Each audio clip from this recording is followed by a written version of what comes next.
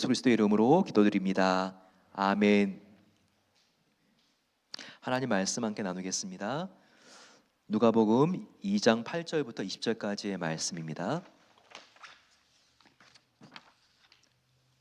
누가복음 2장 8절부터 20절까지의 말씀을 한 절씩 교독하겠습니다. 그 지역의 목자들이 밤에 밖에서 자기 양떼를 지키더니 주의 사자가 곁에 서고 주의 영광이 그들을 두루 비추매 크게 무서워하는지라. 천사가 이르되 무서워하지 말라. 보라, 내가 온 백성에게 미칠 큰 기쁨의 좋은 소식을 너희에게 전하노라. 오늘 다윗의 동네에 너희를 위하여 구주가 나셨으니 곧 그리스도 주시니라. 너희가 가서 강보에 쌓여 구유에 뉘어 있는 아기를 보리니 이것이 너희에게 표적이니라 하더니 홀련히 수많은 천사가 함께 하나님을 찬송하여 이르되 지극히 높은 곳에서는 하나님께 영광이요 땅에서는 하나님이 기뻐하시는 사람들 중에 평화로다 하니라. 천사들이 떠나 하늘로 올라가니 목자가 서로 말하되 이제 베들레헴을 가서 주께서 우리에게 알리신 바 이 이루어진 일을 보자 하고 빨리 가서 마리아와 요셉과 구유에 누인 아기를 찾아서 보고 천사가 자기들에게 이 아이에게 말한 것을 전하니 듣는 자가 다 목자들이 그들에게 말한 것을 놀랍게 여기되 마리아는 이 모든 말을 마음에 새기어 생각한지라. 함께 봤습니다. 목자들은 자기들이 이르던 바와 같이 듣고 본 그 모든 것으로 인하여 하나님께 영광을 돌리고 찬송하며 돌아가니라. 아멘. 성탄의 계절을 우리 모두 보내고 있습니다. 성탄에 눈이 와야 되는데 지금 이 서북미 지역에서는 지금 비가 내리고 있습니다. 한편으로 참 비가 내리는 게 다행스럽기도 합니다. 눈이 오면 뭔가 좀 낭만적이고 운치는 있지만 운전하는데 얼마나 제한이 있고 어렵습니까? 인도네시아에 있는 분들 보니까요, 계절이 두 개밖에 없다고 합니다. 두 개 계절을 물어봤더니 덥고 또 한 계절은 더 덥고 이 두 가지 계절밖에 없다고 합니다. 제가 시카고에 8년을 살았지만 시카고도 계절이 두 개밖에 없다고 말합니다. 보게 되면 윈터 그리고 컨스트럭션 이 두 계절이라 그러는데요. 겨울하고 봄하고 여름, 가을이 있는 게 아니라 또 이렇게 뭔가 좀 날이 온화해질 것 같으면 도로 공사를 하느라고 워낙 겨울에 눈이 많이 오니까 소금을 많이 뿌리잖아요. 그러니까 굉장히 도로가 정리가 안 돼 있고 파손되어 있습니다. 거기에 비하면 정말 한 겨울을 나더라도 정말 이렇게 눈이 한두 번 정도 오는 포틀랜드는 정말 굉장히 다행인 것 같습니다. 근데 여러분 지금 한국에도 굉장히 눈이 많이 왔죠. 첫눈이 이렇게 많이 올 줄 몰랐는데 한국도 제설 준비가 안 돼 있는 상태에서 이렇게 지금 큰 눈이 오니까 많이 그제하고 어제가 힘들었다고 합니다. 근데 지구를 보게 되면요, 포틀랜드하고 서울 중에서 어디가 위도가 더 높을까요? 네, 지구가 갑자기 이렇게 클라스를 하는 것 같은데 사실 훨씬 더 추워야 될 위도가 높은 곳은요, 봤을 때 포틀랜드가 더 위도가 높습니다.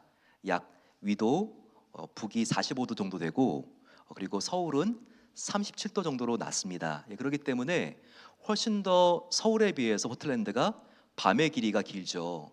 위도가 더 높기 때문에 그렇죠. 근데 우리가 기온을 보게 되면 서울과 포틀랜드 중에서 어디가 더 기온이 높습니까? 지금 포틀랜드는 비가 내리고 있고 서울은 눈이 내린 것과 같이 훨씬 더 추운 것은 오히려 이렇게 위도가 낮은데도 서울이 더 춥습니다. 포틀랜드는요, 위도를 이렇게 그어보게 되면 45도 되게 되면 중국의 하얼빈입니다. 하얼빈 저도 가봤지만 얼마나 추운지 모릅니다. 그런데 왜 이렇게 포틀랜드, 시애틀 이 지역은 위도가 그렇게 높은데도 그렇게 춥지 않고 따뜻한 걸까요? 네, 여기에 난류가 흐르기 때문이죠. 크루시오 난류라고 하는 난류가 영어로 말하면 이게 북태평양 난류지만 위로 아래로 이렇게 따뜻한 바닷물들이 올라오기 때문에 그래도 훨씬 더 여기가 온화하고 하지만 또 겨울에 비는 많이 오고 이런 날씨가 형성되는 겁니다. 비가 오게 되면요, 이 비는 생명을 살리게 됩니다. 비가 오게 되면 가뭄 땅도 뭔가 이렇게 새싹이 돋죠. 저희가 이 비에 대해서 고마워해야 될 것도 있습니다. 왜 이렇게 겨울에 비만 오지가 아니라 포틀랜드에 있는 나무들은 겨울에 비를 맞고 자라는 나무들입니다. 그래서 여름 내도록 그렇게 비가 안 내리는데도요, 이렇게 겨울에 비가 많이 이렇게 내리고 또 그걸 저장하기 때문에 이렇게 나무들이 전 세계적으로 가장 큰 나무들이 이렇게 생기게 되는 것이죠. 이렇게 비는요, 생명을 살리는 놀라운 통로가 됩니다. 오늘 이렇게 비와 같이 생명의 소식을 전하는 사람들이 있었습니다. 바로 그들은요, 목자들입니다.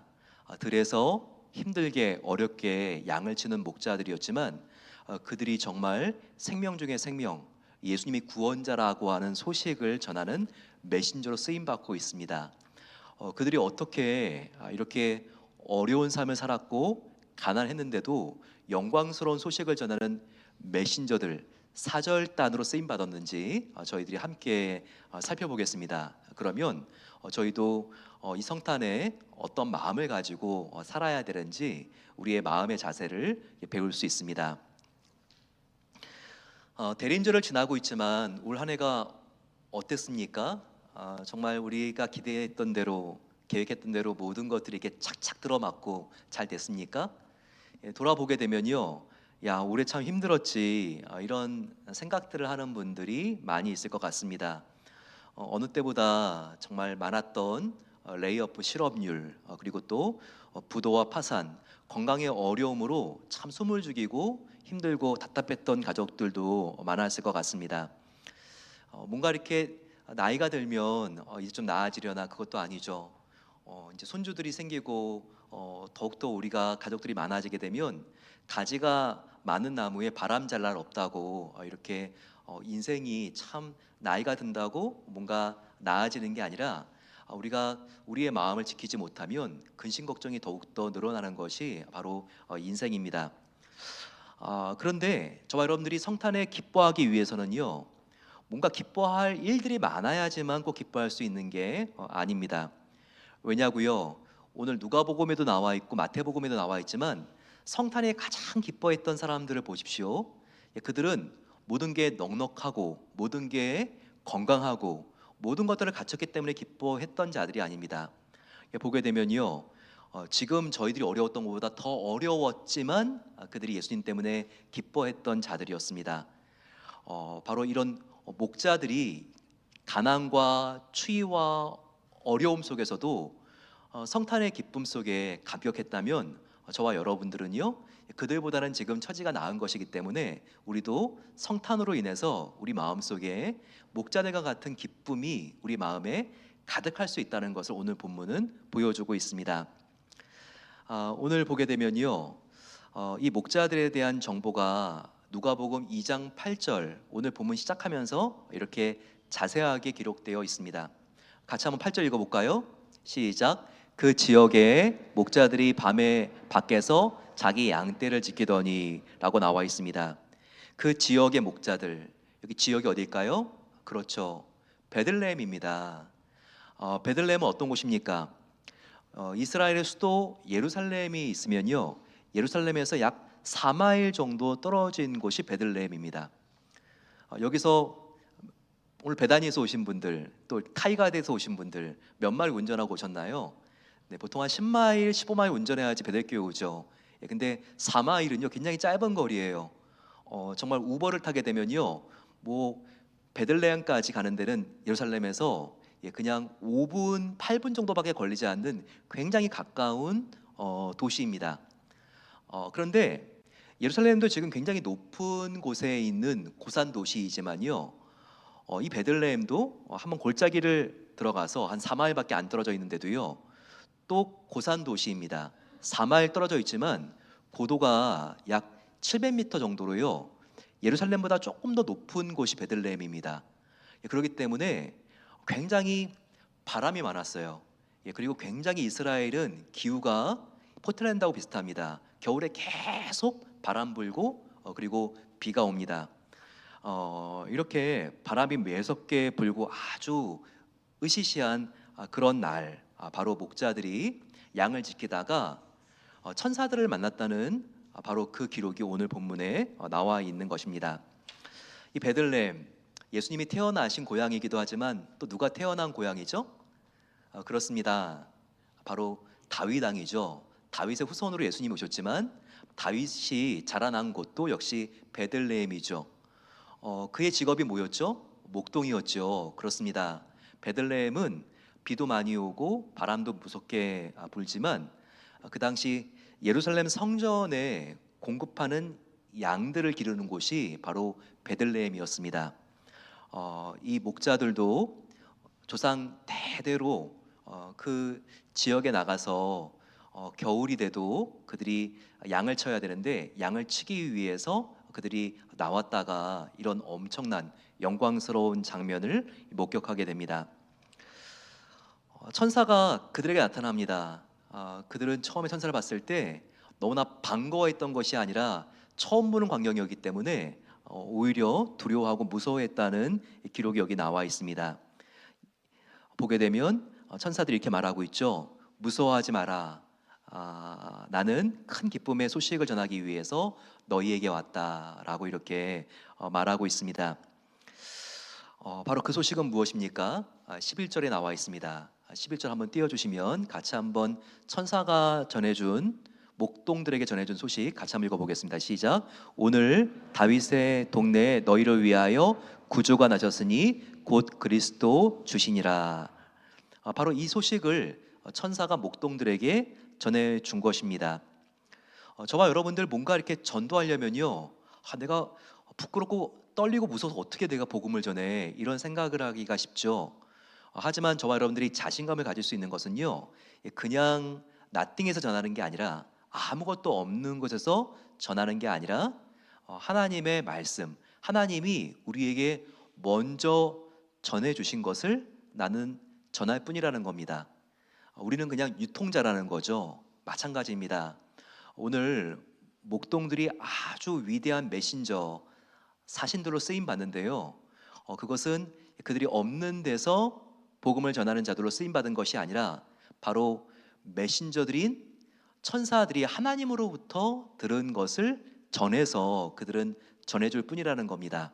오늘 이렇게 지금 천사들이 목동들에게 전하고 있고, 또 목동들은 전한 것을 또 그대로 마리아와 요셉에게 전할 뿐이라는 겁니다. 오늘 저희들이 다민족들이 저희 교회에 오게 되고요, 복음을 전하게 되죠. 우리 교회는 지금 이 장소에서 히스패닉 교회가 예배를 드리고, 또 조이체플에서 오전에는 브라질 성도님들, 또 오후에는 케냐 성도님들이 예배를 드리고 있죠. 케냐 성도님들 중에서도 오늘 치료받기 위해서 3분이 오시고, 히스패닉 교회에서도 또 오고, 아프가니스탄 난민들도 옵니다. 저희들이 이런 분들을 찾기 위해서는요, 15시간 비행기를 타고 가서 단기 선교로 복음을 전하는데, 이분들 스스로 재걸음으로 치료를 받기 위해서 저희 교회에 온다는 게 얼마나 감격스럽습니까? 또 기다리는 동안 또 그들에게 복음을 전할 수 있는 기회가 있다는 것도 너무나 감사한 일이죠. 하지만 복음을 전하려고 할 때 항상 마음속에 두려움이 있고 또 부끄러움이 있는 것도 사실이죠. 하지만 우리가 전하는 복음이 얼마나 정말 부끄러운 복음이 아니라 우리가 자랑할 복음입니까? 또 당당할 수 있는 것은 내가 없는 것을 쥐어짜서 전하는 게 아니라 하나님께서 우리에게 주신 그 복음을 나를 통해서 흘러가게 하는, 나는 통로일 뿐이요 유통자라는 그 마음을 가지게 되면요, 우리가 더욱더 담대하게 이 복음을 외칠 수가 있습니다. 오늘 보게 되면요, 한 번도 전 역사상 경험해보지 못하는 놀라운 장면이 나와 있죠. 이렇게 지금 다윗의 동네에 구세주가 났다는 바로 이 놀라운 소식을 천사가 전해준 다음에 그 천사 뒤를 보니까요, 수많은 천군 천사들이 함께 하나님께 영광 찬양을 올려드리는 장면이 여기 나와 있습니다. 누가복음 2장 14절 말씀이죠. 홀련히 수많은 천군이 그 천사들과 함께 하나님을 찬송하여 이르되 지극히 높은 곳에서는 하나님께 영광이요 땅에서는 하나님이 기뻐하신 사람들 중에 평화로다 하니라. 누가복음 2장 14절 말씀이 있습니다. 우리는 유치부 아이들이 성탄 발표회를 할 때 올라가서 암송하는 말씀으로 이렇게 생각을 하지만 이 말씀이 선포되었던 스케일은요, 비교가 되지 않을 정도로 큽니다. 보게 되면 천군 천사들이 함께 성가대가 되어서 그들이 함께 찬양했던 가사가 바로 이 14절이라는 것입니다. 예수님이 태어난 것이요 하늘에는 영광이요 땅에서는 평화다라고 하는 가사였던 거죠. 한국에 도시 중에서 영광이 있지 않습니까? 영광 동사무소 가니까 이렇게 성탄 현수막이 걸려 있는데 하늘에는 영광, 땅에는 굴비 이렇게 그 동사무소 앞에 걸려 있는 것을 제가 본 적이 있었는데요. 그렇습니다. 우리가 잊지 말아야 될 게 순서가 먼저 하늘에는 영광, 땅에는 굴비가 아니라 평화라는 거 우리가 꼭 기억해야 되겠죠. 이 순서가 굉장히 중요합니다. 왜일까요? 우리 마음속에 불안이 오고 평화가 깨지는 이유들이 다 뭘까요? 우리 마음속에 부정적인 마음, 어두운 마음들이 생길 때입니다. 내 마음속에 두려움이 생기면 평화가 어느 순간부터 와장창 금이 가고 깨지기 시작하죠. 내 마음속에 참을 수 없는 미움, 분노가 가득해지면요 또 그것 때문에 평화가 깨집니다. 하지만 내 안에 하나님의 사랑이 먼저 넘친다면 어떨까요? 똑같이 미움이 생길 수 있고 또 불안하고 무서운 일이 올 수 있지만 하나님의 사랑이 내 안에 넘친다면, 그분의 영광이 가득하다고 하면요 똑같은 원인에 우리가 정말 마음을 힘들어하면서 그렇게 평화가 깨지지 않을 수 있다는 겁니다. 우리가 사랑에 빠져보면 알잖아요. 사랑에 빠진 사람들 보게 되면 자녀들도 그렇고 보게 되면 변하죠. 뭔가 이렇게 굉장히 기분 나쁜 일이 생겨도 뭐 데이트하러 지금 막 달려가는 사람 보게 되면 괜찮아 뭐 그런 거 가지고 이렇게 그 마음속에 얼마나 참 큰 기쁨이 있으니까 마찬가지인 거죠. 저희 마음속에도 하나님을 향한 사랑과 정말 하나님과 우리가 깊은 사랑 속에 잠겨있고 빠지게 되면요 이런 미움, 불안함, 무서움 이런 것들로부터 우리가 영향을 받지 않을 수 있게 된다는 것이죠. 그렇습니다. 내 마음속에 하나님의 영광이 가득하고 사랑의 힘이 가득하게 되면요 누군가 나를 거절해도 거부해도 거기에 대한 상처, 두려움 이런 것들을 우리가 이길 수 있는 힘이 생길 수가 있다는 것입니다. 내 마음속에 하나님의 영광과 사랑이 넘쳐 흐르면 미움을 극복할 수 있는, 용서할 수 있는 힘이 생긴다는 것이죠. 내가 하나님으로부터 그 십자가에 어떤 사랑과 은혜를 내가 입었는가를 깨닫고 경험하게 되면, 즉 하나님과의 관계가 우리가 회복되게 되면요 어떤 사람과의 관계도 회복될 수 있다는 것입니다. 그래서 우리가 먼저 하나님의 사랑이 얼마나 큰지를 먼저 아는 것이 우리가 대인관계에 있어서 평화로운 생활하는 데 있어서도 얼마나 중요한지를 성경은 우리에게 알려주고 있죠. 요한 사도가 이런 말씀을 참 많이 하셨습니다. 요한일서 4장 10절 19절 한번 보십시오. 사랑은 여기 있으니 우리가 하나님을 사랑한 것이 아니요 하나님이 우리를 사랑하사라고 되어 있죠. 19절도 보시기 바랍니다. 우리가 사랑함은 하나님 그가 먼저 우리를 사랑하셨습니다. 항상 하나님이 나를 어떻게 사랑하셨는가, 바로 우리가 이것을 깊이 깨닫고 그리고 그 하나님의 사랑 안에 먼저 들어가는 것이 순서라는 거예요. 나의 마음을 하나님의 영광으로 가득 채우는 것이, 이것이 가장 첫째되고 우선되는 순서라는 것입니다. 바로 이렇게 나를 구원하시기 위해서 성탄의 계절에 이 땅에 오신 하나님의 사랑을 깨닫고 땅에서는 평화, 관계의 균열감, 나의 가족과 동료와 친구들 사이의 관계가 회복될 수 있는 사랑의 힘을 얻게 되시기를 축원합니다. 한편 우리는 목자들이요 어떤 장소에서 어떤 일을 하다가 하나님을 만났는지 우리가 이것을 꼭 생각할 수 있어야 합니다. 그들은요 현장을 지켰을 때 하나님의 은혜를 체험한 자들이었습니다. 2장 8절 보게 되면 그 지역의 목자들이 바로 자기의 양떼를 지키더니라고 하는 이 말씀이 포인트입니다. 뭔가 요즘 특별한 영적인 체험을 하기를 원하십니까? 하나님의 정말 화끈한 음성을 들어서 나의 인생이 앞으로 어떻게 될 건지 그 진로가 확실하게 드러나기를 원하세요? 초월적인 능력을 얻어서 뭔가 컬컬하고 메말라 죽겠고 이런 나의 영적인 목마름과 피곤함이 다 해소되기를 원하세요? 그렇다면 우리가요, 뭔가 정말 용한 사람의 안수기도를 받거나 우리가 기도원의 또 영적인 수양 프로그램에 들어가야지만 우리가 그런 영적인 체험을 할 수 있는 게 아닙니다.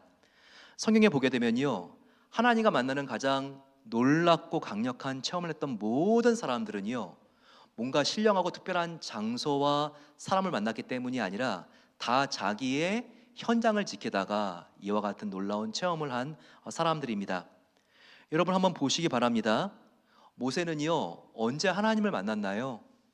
모세는 바로 그 장인 이드로가 맡긴 양을 지키다가 그는 하나님을 만나게 되지 않았습니까? 기드온은 어떻게 하나님 만났죠?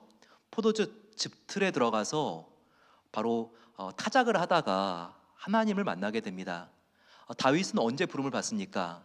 역시 양을 치다가 그는 왕으로 부름을 받게 됩니다. 베드로는요, 그날 일을 다 마치고 업으로서 그날 그물을 정리하다가 삶의 현장에서 예수님께 부름받은 제자가 됩니다.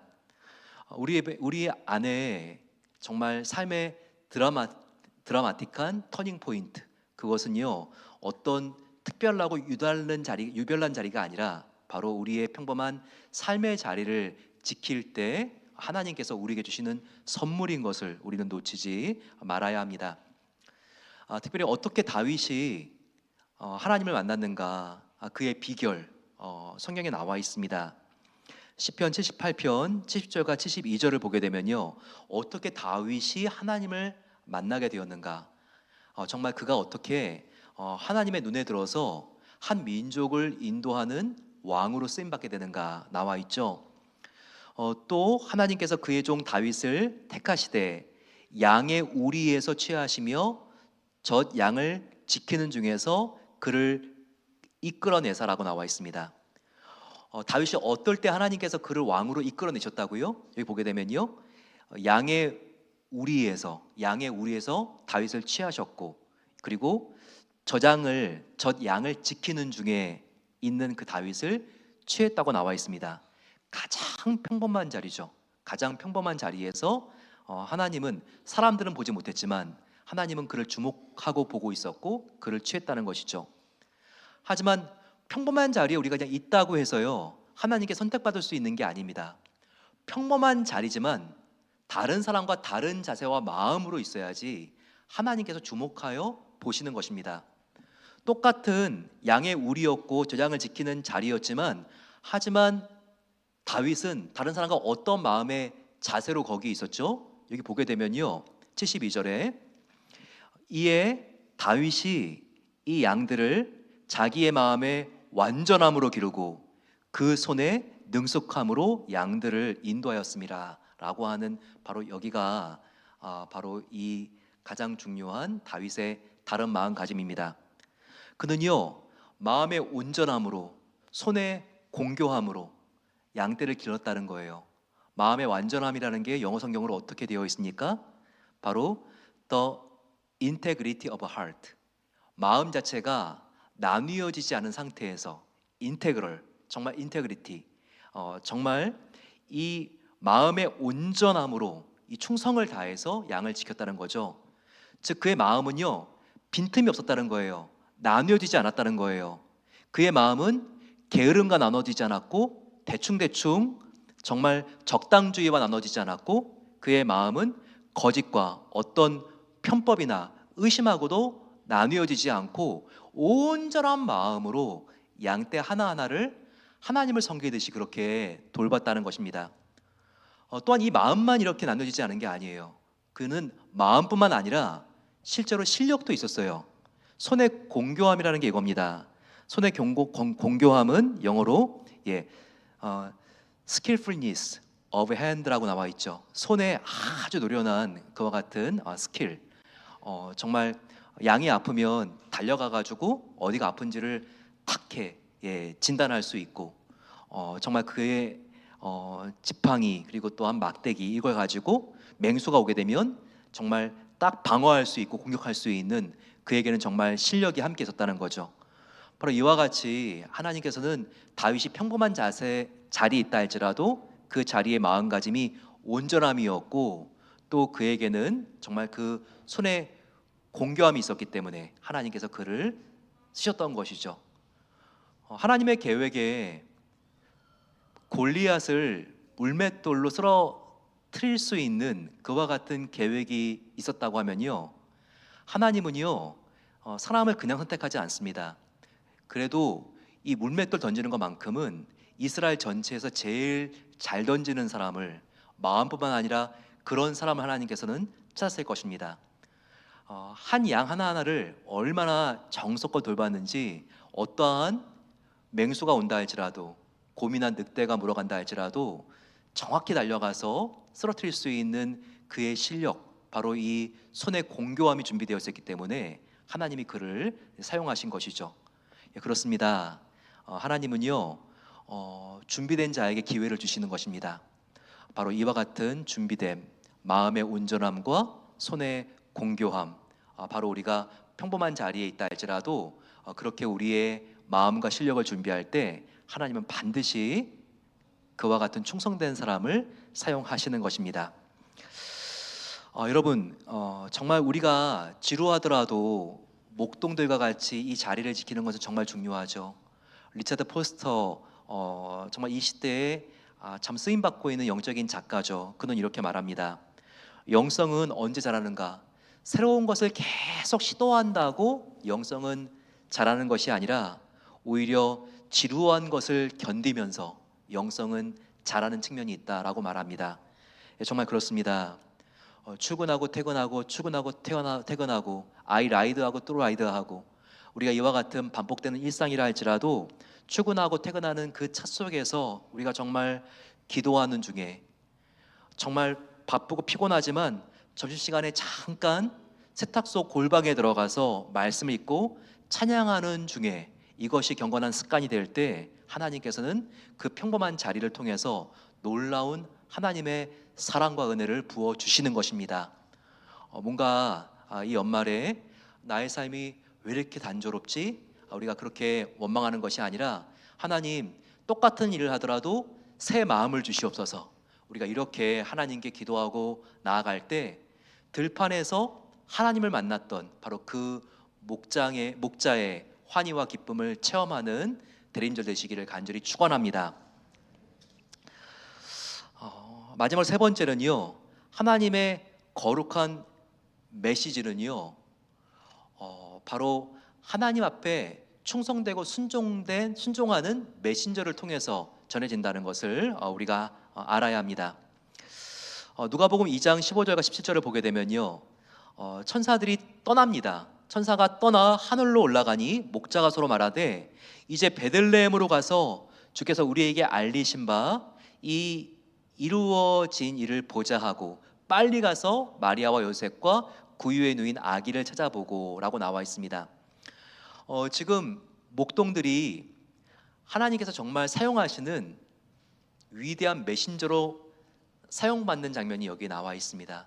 천사가 가니까요, 천사들이 이 기쁜 소식을 전하라고 하니까 그들은 이 복음의 소식을 듣기 위해서 이제 달려나가지 않습니까? 예, 그들은 순종하고 있다는 겁니다.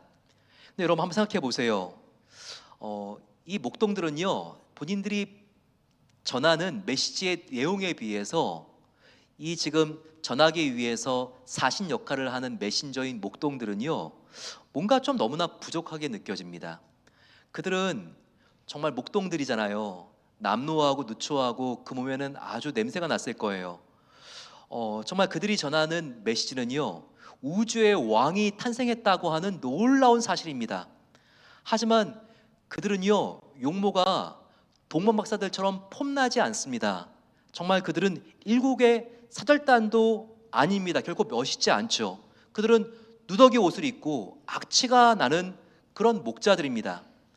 하지만 그들이 순종했다는 거예요. 그랬더니 어떤 결과가 나타납니까? 그들은요, 동방 박사들만큼 쓰임 받습니다. 이 목동들은 마리아와 요셉에게 제일 먼저 달려가서요, 요셉과 마리아의 정체성을 일깨워 주죠. 바로 당신이 난 이 아이가 누군지 아십니까?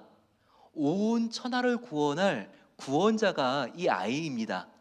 마리아와 요셉에게 다시 한번 정말 온 세계를 구원할 구원자를 낳은 너희들이 그런 부모다. 이와 같은 정체성을 일깨워 주죠. 그리고 가장 먼저 이 만왕의 왕에게 경배하고 예배하는 바로 그 역할을 이들이 하지 않습니까? 그렇습니다, 여러분. 중요한 거는요, 바로 이 메신저의 상태, 복음을 전하는, 복음을 우리가 또한 지니고 사는 우리들의 지위, 능력, 학벌, 재산, 건강의 상태, 이런 게 아니라는 거예요. 저와 여러분들 있는 위치에서 하나님께서 오늘 기쁘게 우리에게 맡기신 그 일을 우리가 순종하기만 하면, 하나님은요 메신저의 상태가 아니라 바로 메신저의 순종만 보시기 때문에, 하나님은 위대한 하나님의 메시지를 전하는 복음의 통로로 저와 여러분들을 사용하신다는 것입니다. 저와 여러분들 정말 하나님 앞에 이와 같은 은혜를 전달하는 자가 되기를 원합니다. 그러기 위해서 하나님께서 마지막으로 저와 여러분들에게 말씀하시는 것은, 정말 우리가 하나님 말씀을 붙드는 자가 되어야 하지만 이와 같은 은혜에 우리가 접속될 수 있고 연결될 수 있다는 것을 우리에게 알려주십니다. 2장 18절과 19절, 목동들이 와서 이런 복음의 기쁜 소식을 전해주니까 그때 마리아와 요셉의 반응이 어떻습니까?